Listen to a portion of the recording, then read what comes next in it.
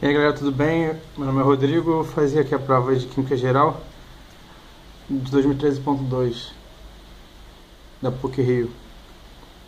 Então vamos para a primeira questão. A primeira questão ele dá o ciclo do ácido nítrico, ele fala, do ácido cítrico. Ele fala da reação de redução do NAD, né? Então vou começar botando a reação aqui.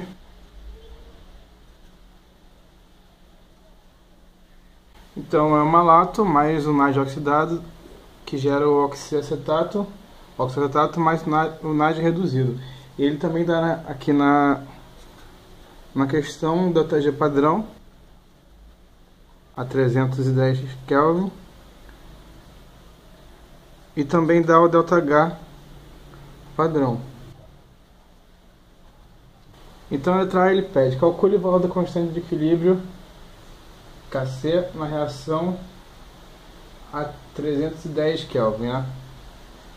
Então a gente sabe que ΔG, a variação de energia de Gibbs, é igual a ΔG padrão mais RT ln de Q.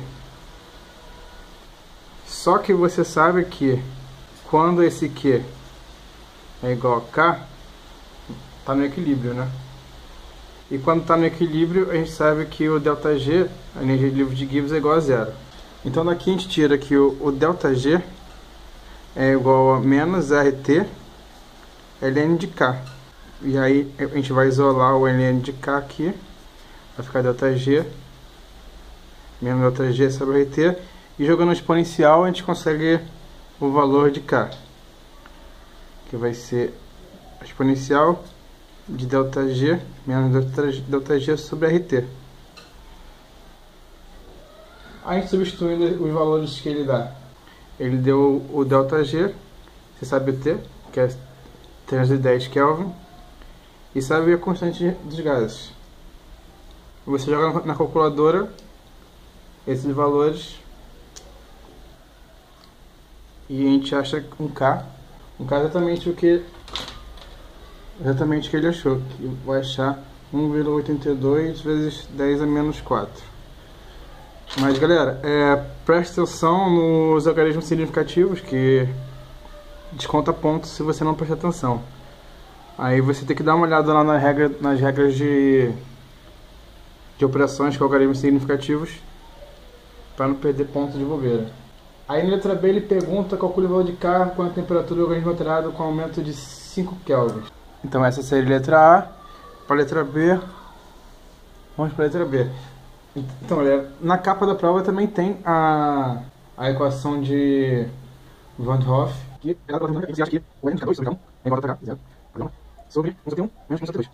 Sendo que esse T1 é respectivo ao K1 e o T2 é respectivo ao K2, né? Então o que você tem, galera? A gente tem o K1, a gente tem o K2, a gente tem o ΔH, que ele deu na esse ΔH aqui, que ele deu na questão. O que a gente tem também é a variação de temperatura. Então a gente sabe que aqui depende, você que sabe, né? Qual que vai ser o T1, qual que vai ser o T2. Eu vou botar o T1 como sendo 310 Kelvin e o T2 vai ser o 315, né? Porque ele disse que teve um aumento de 5 Kelvin.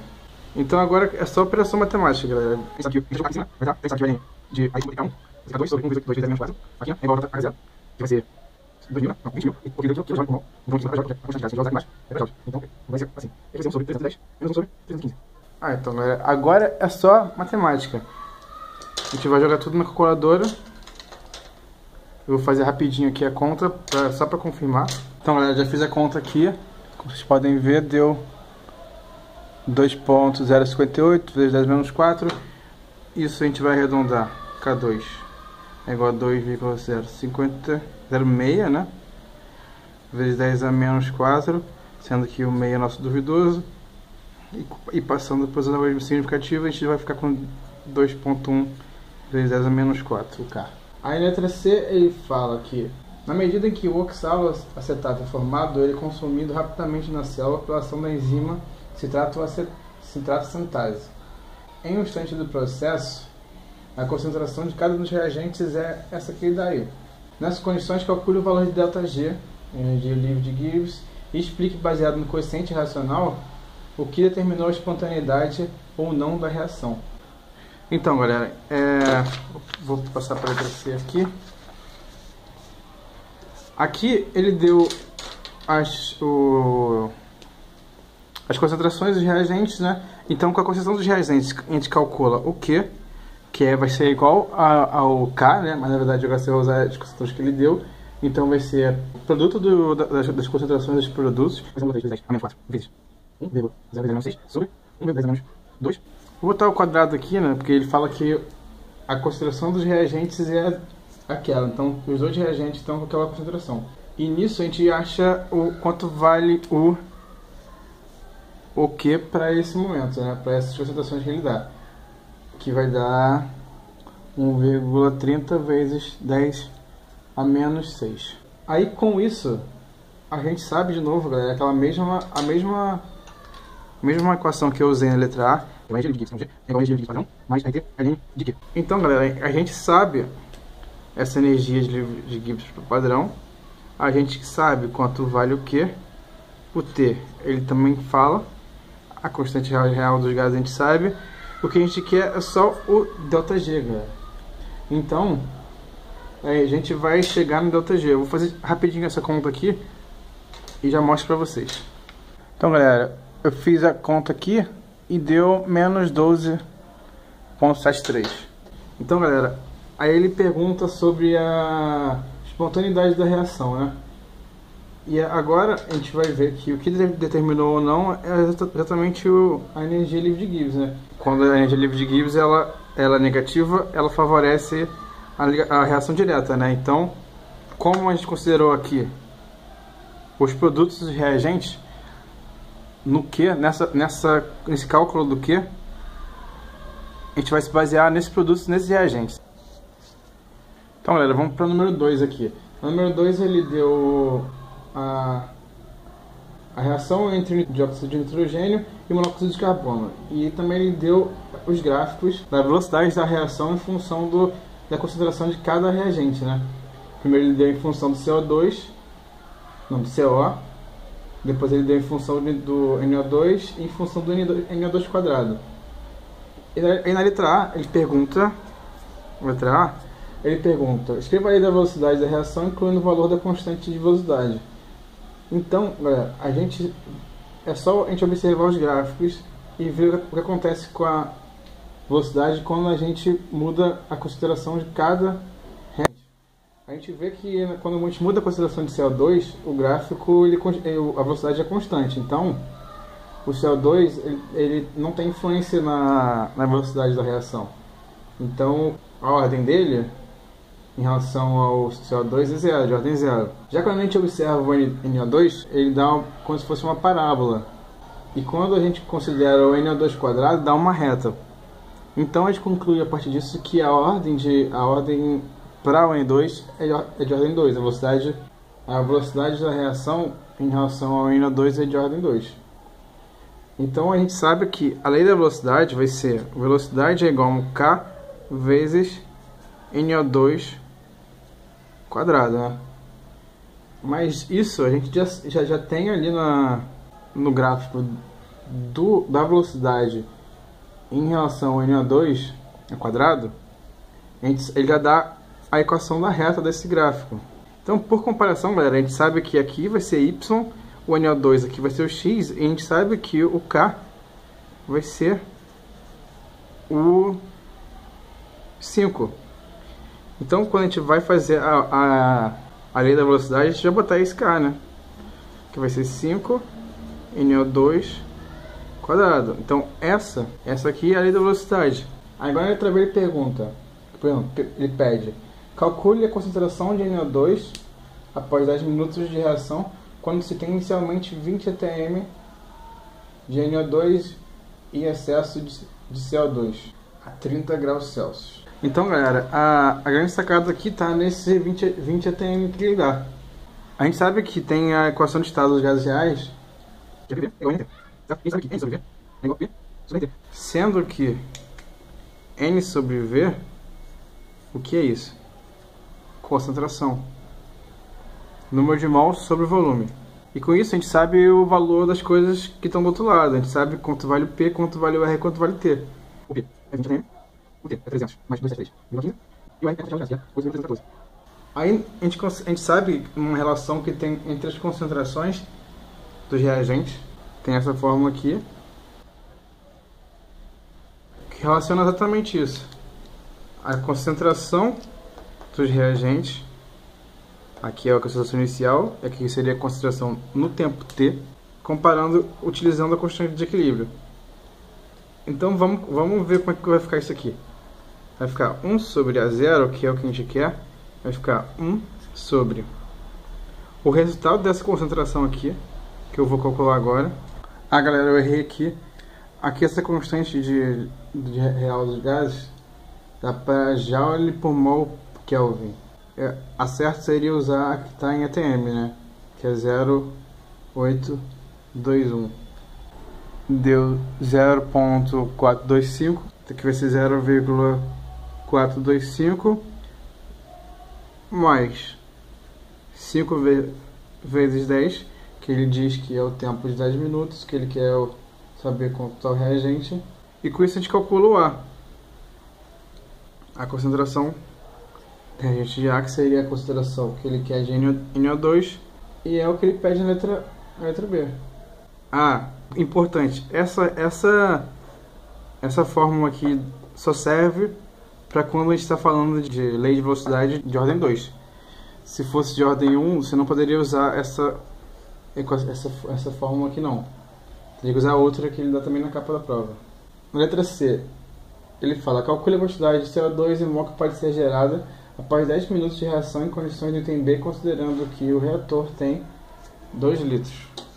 Então, a gente sabe que a gente calculou quanto vale o A para T igual a 10 minutos na questão anterior, que deu 0,0191 mol por litro. Então a gente sabe que a reação também é de 1 para 1. Aqui, NO2 mais CO, gera CO2 mais NO. Tudo isso, né?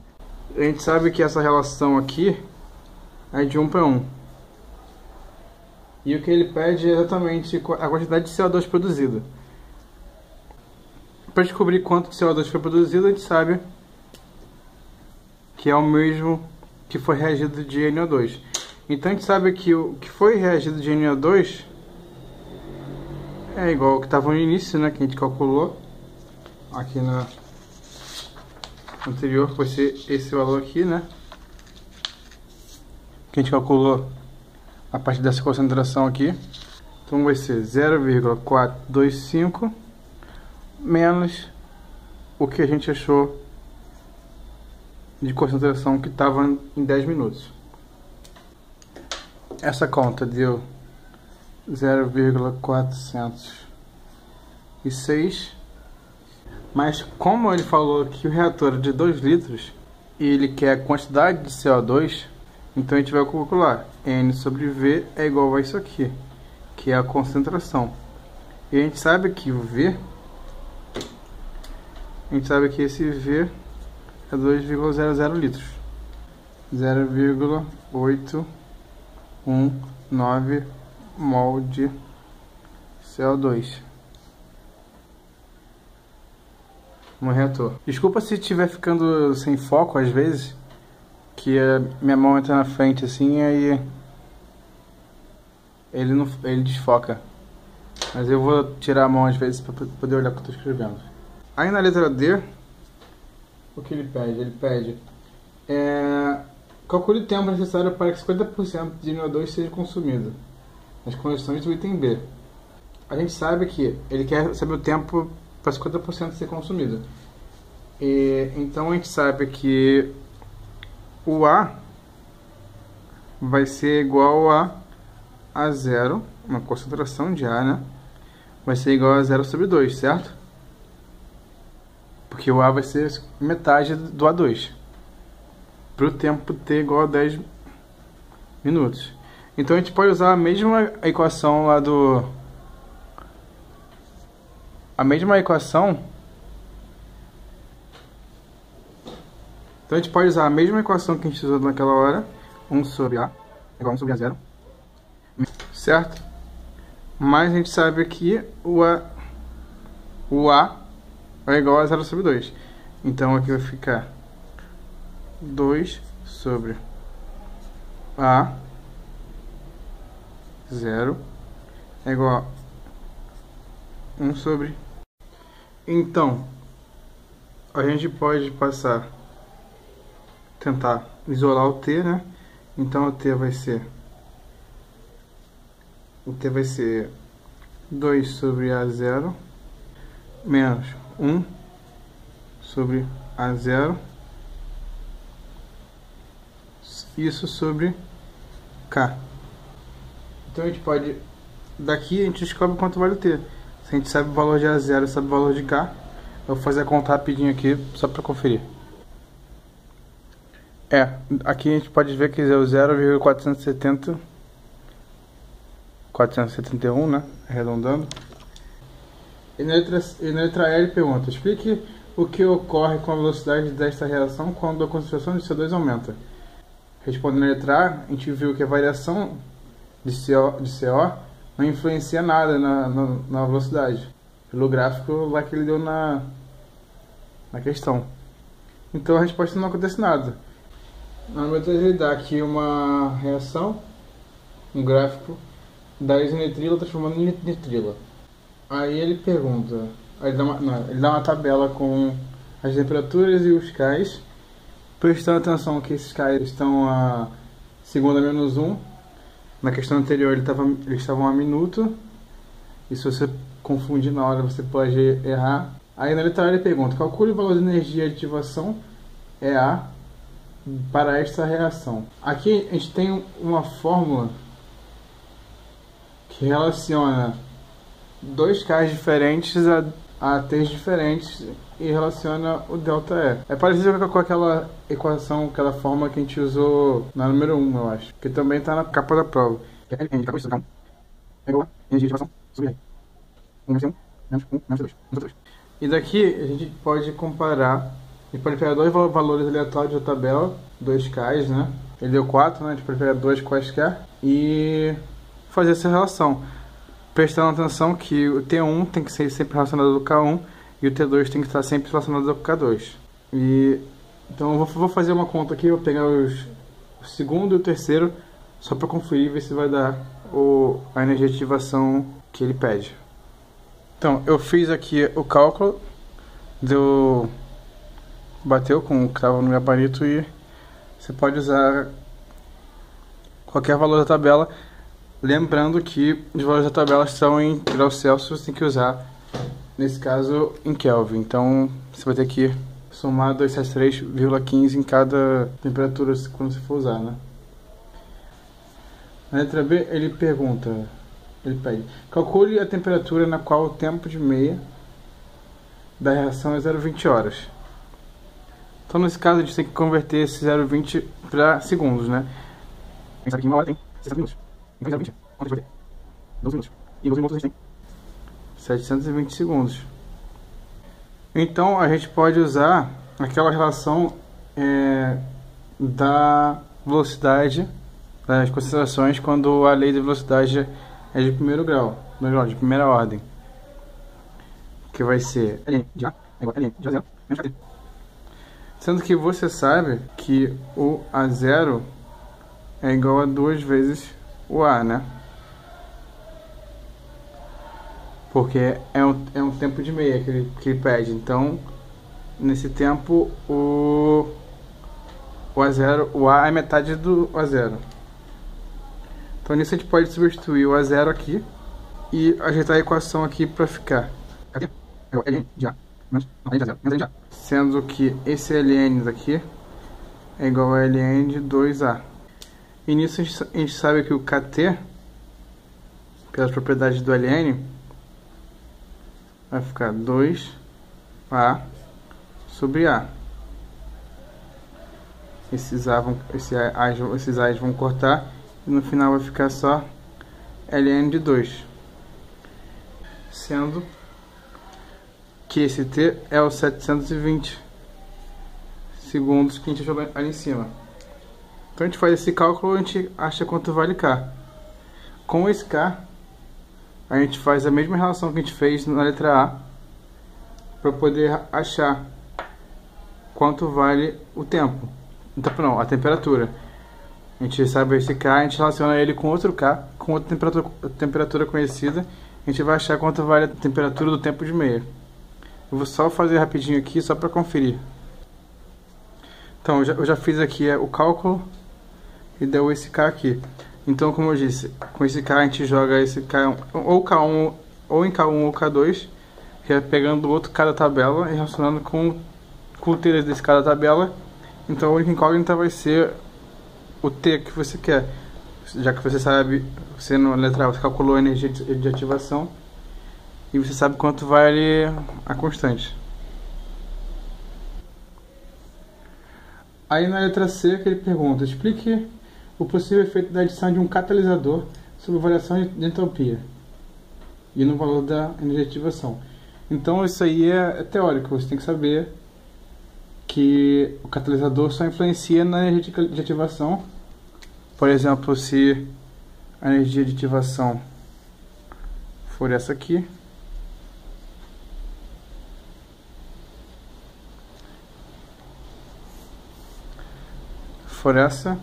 e ela vai diminuir a energia de ativação somente. Não vai mudar nesse ΔH, só na energia de ativação. Então, sobre a variação de entropia, não vai mudar nada e vai diminuir o valor da energia de ativação. Então, vamos para a última questão, número 4.